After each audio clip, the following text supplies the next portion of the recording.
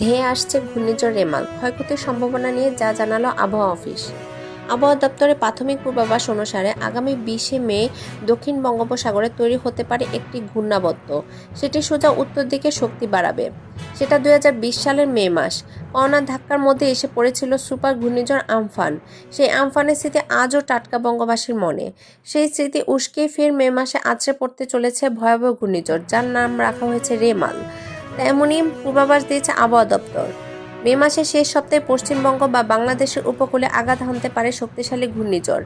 মাঝখানে একটু বৃষ্টি বাদলা হওয়ায় বেশ ঠান্ডা ছিল আবহাওয়া। সোমবার থেকে গরম বাড়তে শুরু করেছে কলকাতা সহ দক্ষিণবঙ্গে।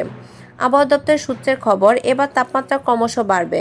উপকূল ও পশ্চিমের জেলাগুলিতে গরম ও অস্বস্তিকর আবহাওয়া বাড়তে থাকবে আগামী সপ্তাহ থেকেই। ফের 40 ডিগ্রি সেলসিয়াস ছাড়তে পারে তাপমাত্রা। তবে তার আগে বৃষ্টির সম্ভাবনা একেবারে উড়িয়ে দিচ্ছেন না আবহাওয়াবিদেরা। মঙ্গল ও বুধের রাজ্যের কয়েকটি জেলায় বিক্ষিপ্তভাবে বৃষ্টির সম্ভাবনা রয়েছে। উত্তরবঙ্গে বৃষ্টি চলবে।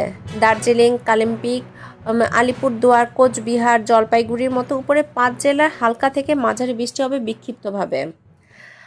আবহাওয়া অফিস জানাচ্ছে, এমনিতে 19শে মে নাগাদ আন্দামান ও নিকোবর দ্বীপপুঞ্জ এলাকায় দক্ষিণ পশ্চিম মৌসুমি বায়ু প্রবেশ করবে। এরই মধ্যে আগামী 20শে মে নাগাদ আন্দামান সাগরে একটি সিস্টেম তৈরি হবে। ওই সিস্টেমের ফলে একটি ঘূর্ণিঝড় তৈরি হতে পারে। 25শে মে সন্ধ্যার পর সেটি পশ্চিমবঙ্গ বা বাংলাদেশ দিয়ে ভূভাগে প্রবেশ করতে পারে। তবে এর গতিপথ অভিমুখ কোন দিকে হতে পারে তা এখনও জানা যায়নি। প্রাথমিকভাবে অনুমান আমফানের মতোই বিধ্বংসী হতে পারে এই ঘূর্ণিঝড়। তবে সেটি কতটা শক্তিশালী হবে বা আদৌ সুপার সাইক্লোনের রূপ নেবে কিনা তা পরবর্তী সময় আবহাওয়া পরিস্থিতি দেখেই বোঝা যাবে বলে জানিয়েছেন আবহাওয়াবিদরা। বঙ্গোপসাগরে এই নতুন ঘূর্ণিঝড় তৈরি হলে সেটির নাম রাখা হবে রেমাল।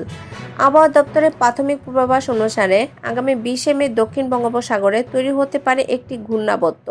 সেটি সোজা উত্তর দিকে শক্তি বাড়াবে। 24শে মে সেটি ঘূর্ণিঝড়ের আকার নিতে পারে। 25শে মে সন্ধ্যার পরে ঘূর্ণিঝড়টি পশ্চিমবঙ্গ বা বাংলাদেশের দিকে যেতে পারে। 2020 সালের মে মাসে আমফানের তাণ্ডব দেখেছিল বাংলা, যার ফলে ব্যাপক ক্ষয়ক্ষতি হয় গোটা দক্ষিণবঙ্গে। এর আগে একাধিক সাইক্লোন এই মে মাসে পশ্চিমবঙ্গে আঘাত এনেছে। ফলে এই ঘূর্ণিঝড়টি শক্তিশালী রূপ ধারণ করার সম্ভাবনা একেবারে উড়িয়ে দেওয়া যাচ্ছে না।